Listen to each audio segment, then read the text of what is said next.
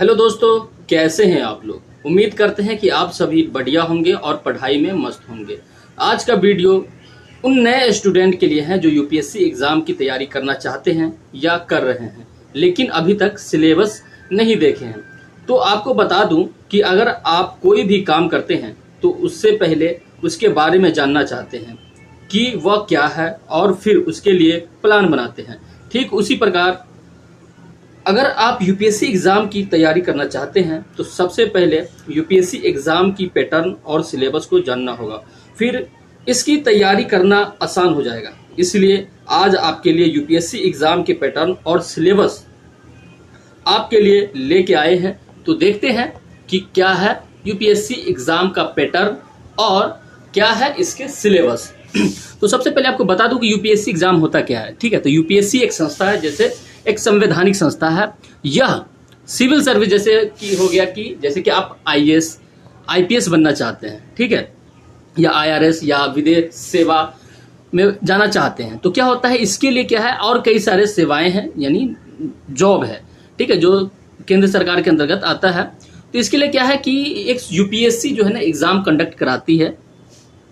तो सबसे पहले यूपीएससी 3 चरण में अपना एग्ज़ाम कंडक्ट कराती है। ठीक है, पहला है कि प्रारंभिक, देख सकते हैं यहाँ पे कि प्रारंभिक परीक्षा हो गया।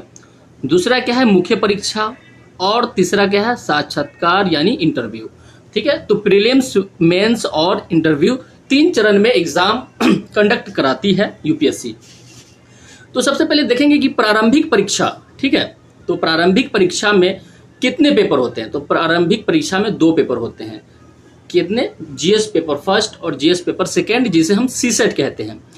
ठीक है, तो सबसे पहले आपको बता दूं कि जो सामान्य पेपर, जो जीएस पेपर फर्स्ट है, जो प्रीलिम्स में यानी ऑब्जेक्टिव टाइप क्वेश्चन होता है, जिसमें टोटल जो क्वेश्चन होते हैं वह कितने होते हैं 100 होता है, और अधिकतम अंक 2 यानी 200 का होता है। यानी एक जो प्रश्न होता है आपका 2 नंबर का होता है, ठीक है, 2 मार्क्स का होता है। उसके बाद क्या है कि इसमें जो समय होता है टोटल वह 2 घंटे की होती है, और ऋणात्मक अंक आने पे, यानी अगर आपको 3 गलत है, ठीक है, तो उसमें से 1 नंबर आपको काट लिया जाएगा, यानी 0.33, यानी एक गलत होने पे आपको 0.33 नंबर आपको काट लिया जाएगा सही में से।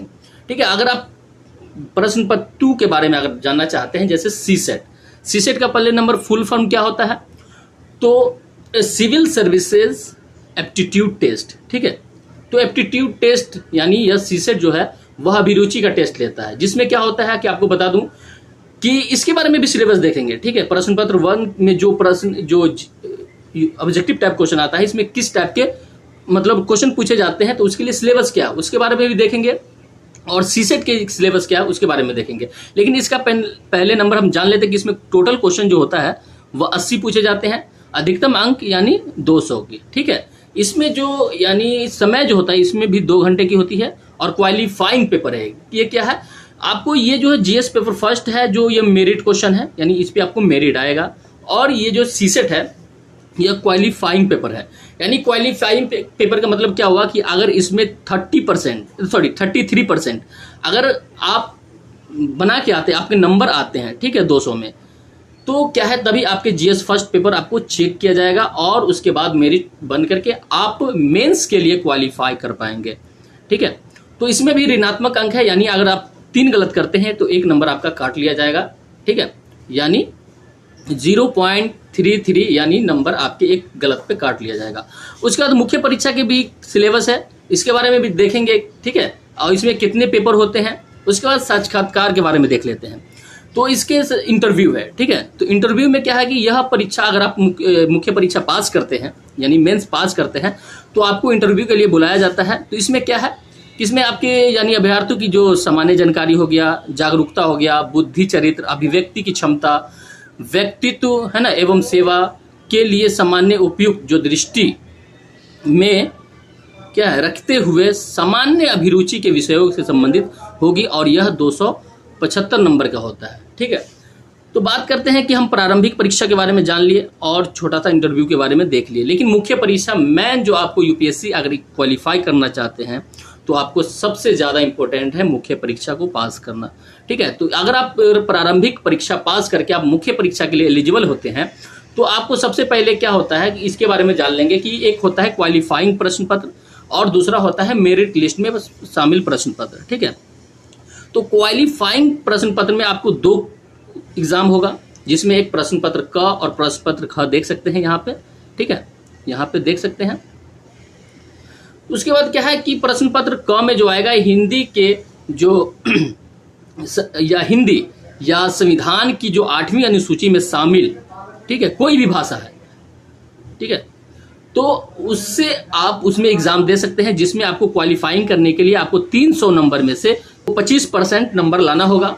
उसके बाद प्रश्न पत्र ख जो होगा उसमें सिर्फ अंग्रेजी का होगा और उसमें क्वालिफाइंग पेपर भी 25% है और अधिकतम अंक जो है आपको मतलब 25 मतलब क्वालिफाइंग पेपर जो है 25% लाना होगा और अधिकतम अंक जो है 300 का, यानी इसके लिए भी समय निर्धारित है 3 घंटे और प्रश्न पत्र काम के लिए।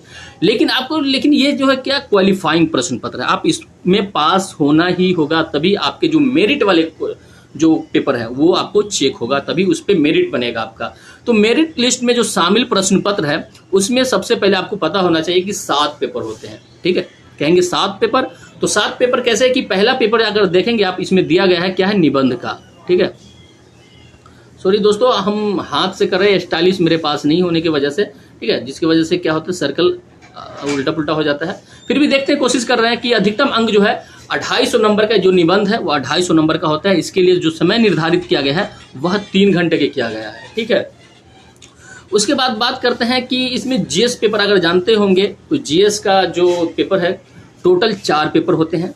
ठीक है, और 2 पेपर मतलब ऑप्शनल के पेपर होते हैं। ठीक है, तो आपको ये जो 7 पेपर है, 7 पेपर पे आपको मेरिट बनेगा, तभी आप इंटरव्यू के लिए एलिजिबल हो पाएंगे। तो क्या है कि निबंध में क्या है 250 नंबर का होता है। उसके बाद जो जीएस पेपर फर्स्ट है, ठीक है, तो ये जो सामान्य अध्ययन है इसमें जो टॉपिक कौन कौन से आएगा, तो जैसे क्या है कि भारतीय विरासत तथा संस्कृति, विश्व का इतिहास एवं भूगोल और समाज। ठीक है, यह भी अधिकतम पेपर जो अंक है वह 250 अंक का है और इसके लिए समय कितनी है, 3 घंटे निर्धारित किया गया है। उसके बाद अगर पेपर 3 की बात करते हैं, ठीक है, तो यह सामान्य अध्ययन पेपर 2 जो है, जीएस के 4 पेपर होते हैं।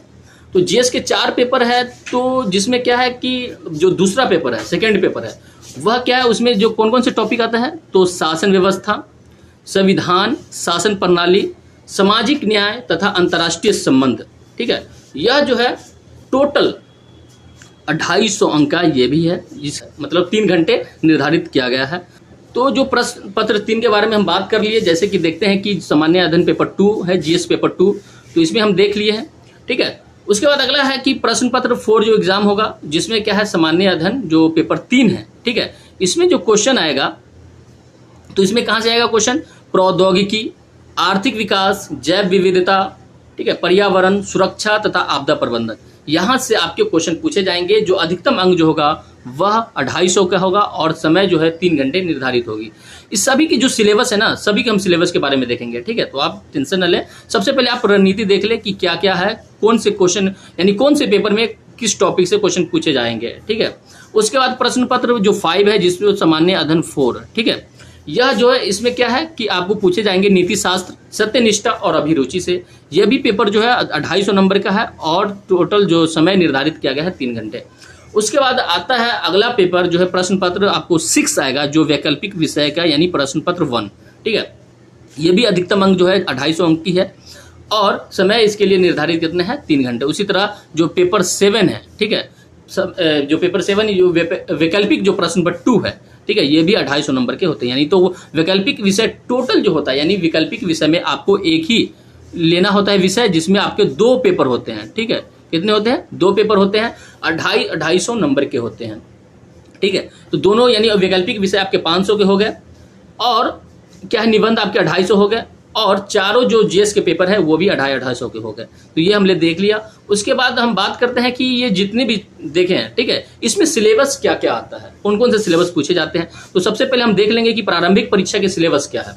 उसके बाद प्रारंभिक परीक्षा में जो जीएस पेपर 1 और 2 है, उसके जो टॉपिक है, कौन कौन से टॉपिक पूछे जाएंगे वो हम देखते हैं। ठीक है, तो पहला क्या है कि सामान्य अध्ययन जो प्रारंभिक परीक्षा का पाठ्यक्रम है, जैसे कि देखते हैं कि पहला जो ठीक है, सबसे पहले देखते हैं कि प्रारंभिक परीक्षा के प्रश्न पत्र 1 का संबंध सामान्य अध्ययन से है। इसका पाठ्यक्रम निम्नलिखित है। जैसे कि आप देख सकते हैं कि पहला टॉपिक है तो राष्ट्रीय और अंतर्राष्ट्रीय महत्व की सामयिक घटनाएं, जिसे अंग्रेजी में कहते हैं कि current events of nationals and international importance. ठीक है, जैसे कहता है ना कि करंट अफेयर्स प्रो। ठीक है, तो आपको ये चीज देखना है क्योंकि ये सिलेबस में है यूपीएससी के और यहाँ से पूछता ही है।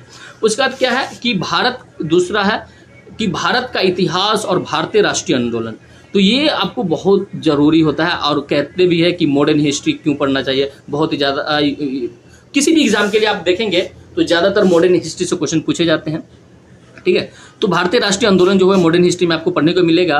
और भारत का इतिहास जो है, भारत का इतिहास आप कोई मॉडर्न हिस्ट्री से आप निर्धारित नहीं कर सकते हैं, उसके लिए 3 चरण में बांटा गया है। ठीक है, एंशिएंट जिसे प्राचीन इतिहास, मध्यम इतिहास और आधुनिक इतिहास। ठीक है, तो 3 चरणों में आपको बांट के पढ़ना पड़ेगा, तो ये भी चीज़ है। उसके बाद है कि भारत थर्ड जो है, ठीक है, भारत एवं विश्व का भूगोल, जिसमें क्या है कि भारत एवं विश्व की प्राकृतिक जो सामाजिक, आर्थिक और भूगोल है, यहाँ से आपके क्वेश्चन पूछे जाएंगे।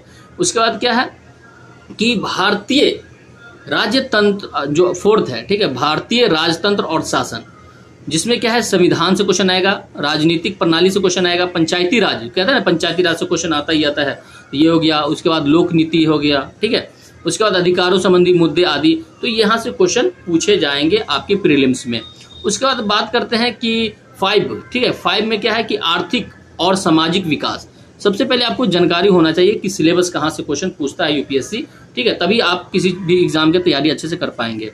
उसके बाद है क्या कि आर्थिक और सामाजिक विकास में क्या है कि सतत विकास, गरीबी समावेशन, जनसांख्यिकी, सामाजिक क्षेत्र में की गई पहले आदि। तो यहाँ से आपके जैसे इकोनॉमिक्स हो गया, ठीक है, तो इकोनॉमिक्स में यहाँ से क्वेश्चन आपके पूछे जाएंगे। उसके बाद क्या है 6 नंबर क्या है तो पर्यावरणीय परिस्थितिकी। ठीक है, जिसमें क्या है जैव विविधता और जलवायु परिवर्तन संबंधी सामान्य मुद्दे होंगे, जिनके लिए विषयगत विशेषज्ञता की आवश्यकता नहीं है, आवश्यक नहीं है। यानी ये चीज़ को आपको ध्यान रखना है कि आप जैसे कि आप साइंस पढ़ रहे हैं तो साइंस में आपको विद्वान बनने की जरूरत नहीं है, आप उतना ही पढ़े जितना यूपीएससी मांगता है, यानी वो खोजता है।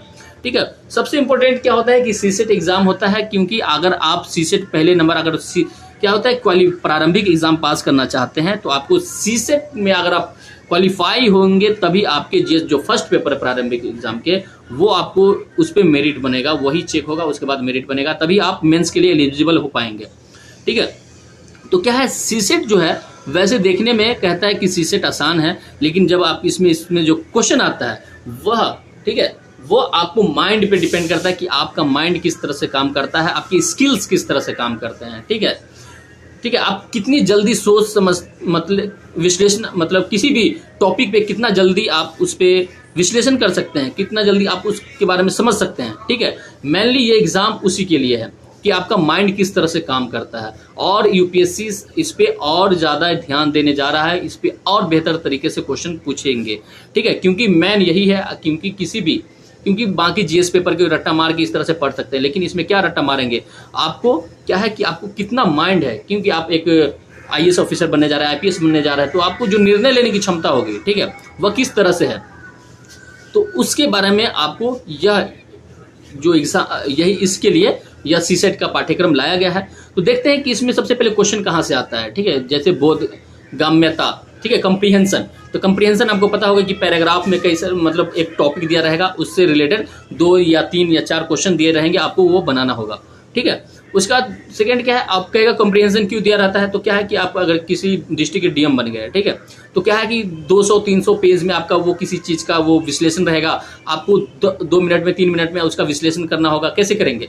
तो इसीलिए आपको कंप्रीहेंशन क्या है कि आपको विश्लेषण करने की जो क्षमता है वो आप में डेवलप है या नहीं, या डेवलप करने की ज़रूरत है, उसके लिए तैयारी करना होता है, और डेवलप करके आप एग्ज़ाम के तैयारी के लिए अच्छे से बेहतर से तैयारी करके आप एग्ज़ाम पास करें, तभी आपको यूपीएससी के मेंस में क्वालिफाई कर पाएंगे। उसी तरह इसीलिए यह सिलेबस है लाया गया। इसके लिए बहुत ही हम लोग भी चाहते हैं कि ऐसा ही होना चाहिए। ठीक है, पहले नहीं था, इसके लिए विरोध भी किया गया था 2013 में, लेकिन क्या है कि ये लाने के लिए बहुत ही ज़रूरी था बच्चे में।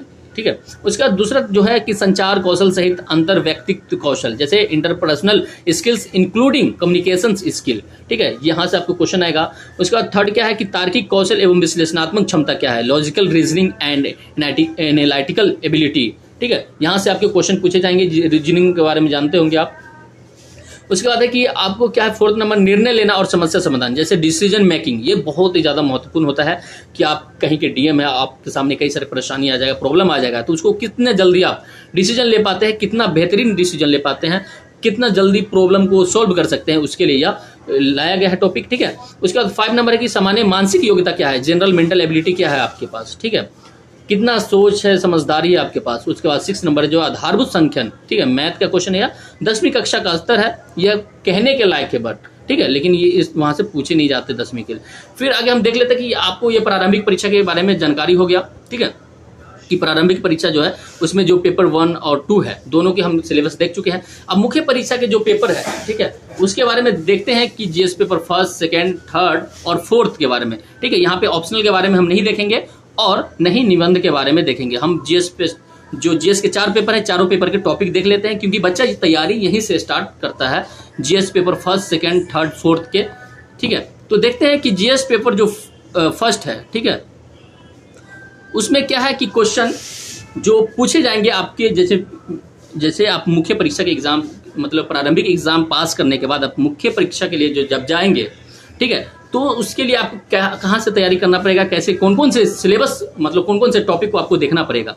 तो सबसे पहले क्या है कि सामान्य अध्ययन प्रश्न पत्र 1 में जो है कि भारतीय विरासत और संस्कृति, विश्व का इतिहास एवं भूगोल और समाज, ये आपको टॉपिक कंप्लीट होना चाहिए। इसमें कौन कौन से टॉपिक को आपको पढ़ना पड़ेगा, ठीक है। तो क्या है कि पहला नंबर अगर हम देखते हैं कि भारतीय संस्कृति में प्राचीन काल से आधुनिक काल तक के कला के रूप, साहित्य और वास्तुकला के मुख्य पहलू शामिल होंगे, ठीक है। सेकंड में अगर देखेंगे तो 18वीं सदी के लगभग मध्य से लेकर वर्तमान समय तक का आधुनिक भारतीय इतिहास, महत्वपूर्ण घटनाएं, व्यक्तित्व विषय, ठीक है। थर्ड देखेंगे तो स्वतंत्रता संग्राम, इसके विभिन्न चरण और देश के विभिन्न भागों में इसमें अपना योगदान देने वाले जो महत्वपूर्ण व्यक्ति हैं उनका योगदान क्या है, ठीक है, ये इसके बारे में देखेंगे।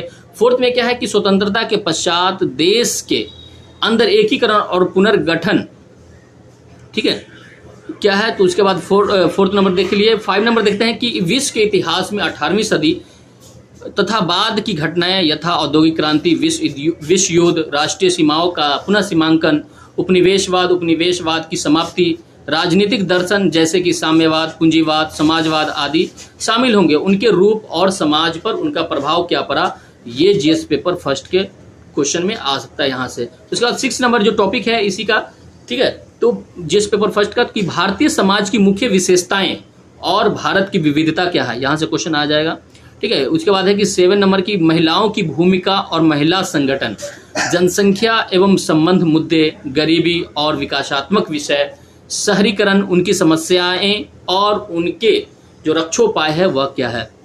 उसके बाद 8 नंबर क्या है कि भारतीय समाज पर भूमंडलीकरण का प्रभाव क्या है। उसका 9 नंबर है कि सामाजिक सशक्तिकरण, संप्रदायवाद, क्षेत्रवाद और धर्मनिरपेक्षता। 10 नंबर है कि विश्व के भौतिक भूगोल की मुख्य विशेषता क्या है।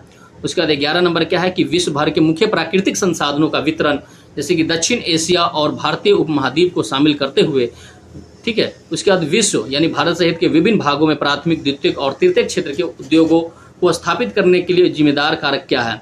उसके बाद 12 नंबर टॉपिक क्या है कि जीएस पेपर फर्स्ट में टोटल 12 टॉपिक है, ठीक है, यूपीएससी के द्वारा यह डिफाइन किया गया है यहाँ 12 टॉपिक जीएस पेपर फर्स्ट के लिए, ठीक है। तो जिसमें क्या है जो 12 टॉपिक है उसमें क्या है कि भूकंप है, सुनामी है, ज्वालामुखी हलचल, चक्रवात आदि जैसी महत्वपूर्ण भूभौतिकीय घटनाएं, भौगोलिक विशेषताएं और उनके स्थान, अति महत्वपूर्ण भौगोलिक विशेषताओं जिसमें क्या है जल स्रोत और हिमावरण सहित और वनस्पति एवं प्राणी जगत में परिवर्तन और इस प्रकार के परिवर्तनों के प्रभाव क्या है, ये आपके जीएस पेपर फर्स्ट में इतने सारे टॉपिक से क्वेश्चन पूछे जा सकते हैं।